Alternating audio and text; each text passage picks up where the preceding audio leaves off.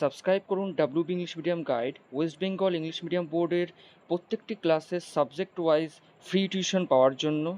আর notification বেলটি অবশ্যই press করবেন পরবর্তী ভিডিওগুলোর নোটিফিকেশন সবার আগে পাওয়ার জন্য। হ্যালো স্টুডেন্টস, আজকে আমরা ক্লাস 3 এর সঞ্চয়িতা বইয়ের প্রার্থনার এক্সারসাইজটা করব। তো শুরু করার আগে আমি কবিতার মূল ভাবটা একটু দেখে নিই।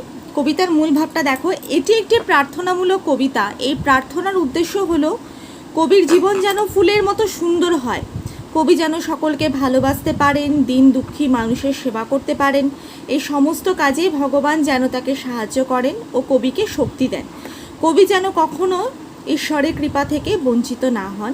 এ প্রসঙ্গে মনে রাখতে হবে যে কবিতায় কবি যদিও নিজের জন্য ঈশ্বরের কাছে প্রার্থনা করেছেন, তবুও এই প্রার্থনা আমাদের সকলেরই করা উচিত। তাই এটি একটি ফার্স্টেই বলা হয় যে প্রার্থনামূলক কবিতা। এখানে কবি প্রার্থনার মাধ্যমে নিজের মনের ইচ্ছাকে ঈশ্বরের সামনে ব্যক্ত করেছেন। তিনি চেয়েছেন তার জীবন যেন ফুলের মতো সুন্দর হয়ে যায়, কারণ ফুল এমনই একটি সুন্দর জিনিস যা দেখলে সকলের মনে আনন্দের সৃষ্টি হয়। সকলের মন অশান্ত থাকলে, সকলের মন ব্যাকুল থাকলে তা নিমেষেই ভালো হয়ে যায়। কবি চেয়েছেন তার জীবন ফুলের মতো সুন্দর করে সকলের মনকে কি করবেন? তুষ্ট করবেন, সকলের মনকে শান্ত করবেন, সকলের মনে শান্তি দেবেন। এই কারণে তিনি চেয়েছেন তার জীবন যেন ফুলের মতো সুন্দর হয়। আর তিনি কি চেয়েছেন? সকলকে তিনি অফুরন্ত ভালোবাসা দিতে চেয়েছেন, দিন দুঃখীর পাশে তিনি দাঁড়াতে চেয়েছেন, তাদের সাহায্য করতে চেয়েছেন। কিন্তু ঈশ্বরের ইচ্ছা ছাড়া, ঈশ্বরের সাহায্য ছাড়া তিনি এই কাজে কখনোই সফল হতে পারবেন না, এটাও তিনি মনে করেছেন। কারণ ঈশ্বরের ইচ্ছাতেই সব কিছু চালিত হচ্ছে, ঈশ্বরই সব কিছুকে চালনা করছেন। এই জন্যই কবি ঈশ্বরের কাছে দয়া প্রার্থনা করেছেন যে তার সমস্ত কাজে তিনি যেন তাকে সাহায্য করেন।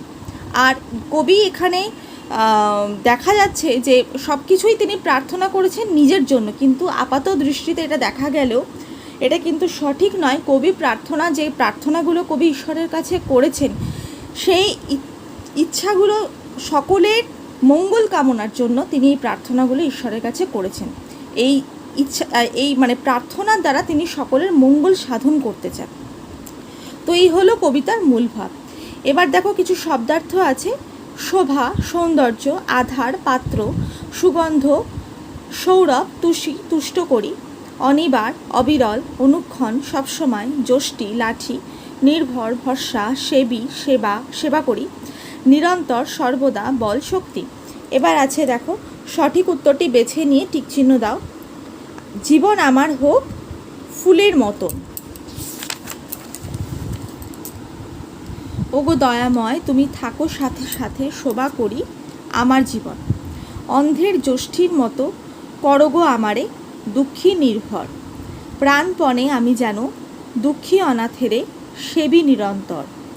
আমার এই জীবনের সন্ধ্যায় প্রভাতে কাছে থাকো সর্বশক্তিমান। নেক্সট আছে সত্য মিথ্যা। জীবন আমার করো ফুলের মতন, শোভার আধার সত্য। পবিত্র গন্ধে যেন সকলের মন তুষি অনিবার মিথ্যা। শরৎ, হেমন্ত, গ্রীষ্ম, শীত, বর্ষাতে হে সুন্দর থাকো অনুক্ষণ সত্য।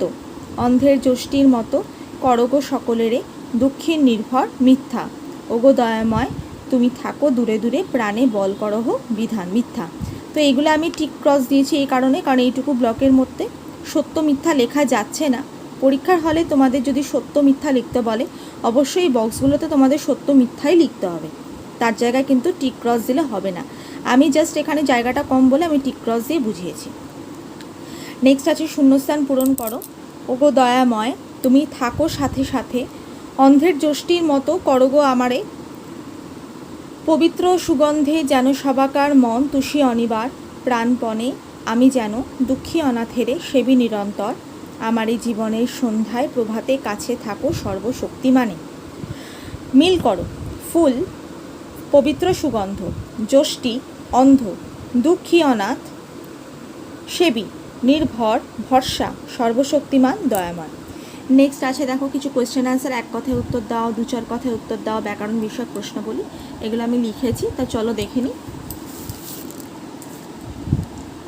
এই কবিতায় কবি ঈশ্বরকে কী কী নামে অভিহিত করেছেন? এই কবিতায় কবি ঈশ্বরকে দয়াময় ও সর্বশক্তিমান নামে অভিহিত করেছেন। কবিতায় যে কটি ঋতুর নাম দেওয়া হয়েছে সেগুলির উল্লেখ করো।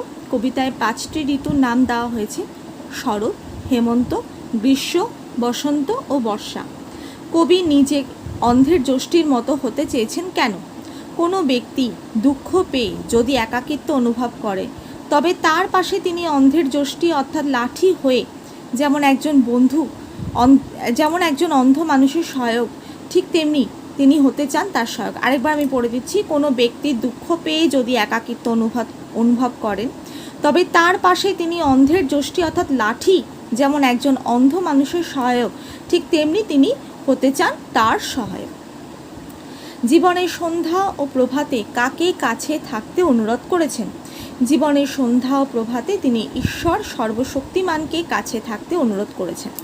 কবি কাদের নিরন্তর সেবা করতে চেয়েছেন? কবি দীন দুঃখী অনাথ মানুষের নিরন্তর সেবা করতে চেয়েছেন।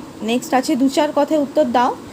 কবি নিজের জীবনকে ফুলের মতো সুন্দর করতে কেন প্রার্থনা জানাচ্ছেন? ফুলের সৌন্দর্য ও সুবাস আমাদের সকলের কাছে খুব প্রিয়। ফুলের পবিত্র সুগন্ধে আমাদের সবার মন ভালো হয়ে যায়। তাই কবি চেয়েছেন তার জীবন যেন ফুলের মতো সৌন্দর্যের আধার হয়ে ওঠে, যাতে তিনি সকলের মনকে অবিরল তুষ্ট করে যেতে পারেন। কবি জীবনে প্রতিটি মুহূর্তে ঈশ্বরের সান্নিধ্য চাইছেন কেন? ঈশ্বর দয়াময়, সর্বশক্তিমান। তিনি অর্থাৎ কবি তার জীবনের সমস্ত কাজে সহায়তা করার জন্য ঈশ্বরের সান্নিধ্য প্রার্থনা করেছেন। তিনি প্রার্থনা করেছেন তিনি যেন ঈশ্বরের কৃপা থেকে কখনো বঞ্চিত না হন, কারণ ঈশ্বরের সাহায্য ছাড়া তিনি এই কাজ একা সম্পন্ন করতে পারবেন না। ঈশ্বরের কাছে কবির প্রার্থনা কি কি? এই কবিতায় কবি নিজের জন্য ঈশ্বরের কাছে প্রার্থনা করলেও এই প্রার্থনা ছিল সকলের স্বার্থে। তিনি তার নিজের জীবন ফুলের মতো সুন্দর করে তুলতে চেয়েছেন, যাতে তিনি সকলের মনকে তুষ্ট করে তুলতে পারেন। তিনি অন্ধের যষ্টির মতো দুঃখীর নির্ভর হয়ে থাকতে চেয়েছেন, আর তিনি প্রাণপণে সকল দুঃখী অনাথের সেবা করে যেতে চেয়েছেন। এই সমস্ত কাজে তিনি সকল ঋতুতে, সকল তিথিতে ঈশ্বরের সান্নিধ্য প্রার্থনা করেছেন। কবি কাদের সেবা করতে চান? কবি দুঃখী ও অনাথের সেবা করতে চান। অনাথ কাদের বলে? যাদের জীবনে আপনজন বলতে কেউ নেই তাদের অনাথ বলে। জীবনের সন্ধ্যায় প্রভাতে বলতে কবি কি বোঝাতে চেয়েছেন? জীবনের সন্ধ্যায় প্রভাতে বলতে এখানে কবি দিন রাত অর্থাৎ সব সময় সর্বক্ষণের কথা বলতে চেয়েছেন। বাক্য রচনা করো। জীবন হাসি, কান্না, দুঃখ, কষ্ট, আনন্দ নিয়ে সকলের জীবন। শোভা ঠাকুরের পায়ের কাছে ফুলের শোভা অত্যন্ত মনোরম। পবিত্র প্রতিটি শিশুর হাসি অত্যন্ত পবিত্র। প্রভাতকালে সূর্যের আলো দৃশ্য অতি মনোরম।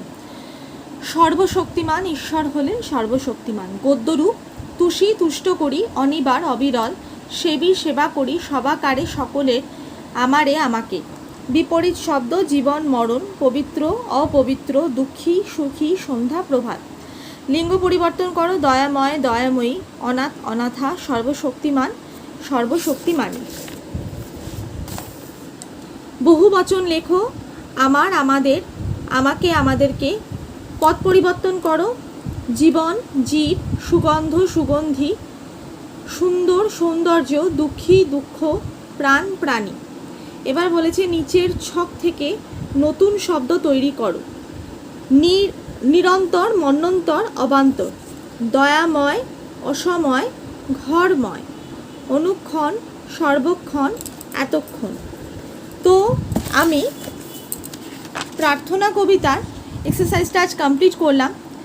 ভিডিওটা লাইক করতে ভুলো না, তার সাথে চ্যানেলটা সাবস্ক্রাইব করো, বেল আইকনটা প্রেস করো, যাতে প্রত্যেকটা ভিডিও নোটিফিকেশন তোমাদের কাছে সবার আগে পৌঁছাতে পারে।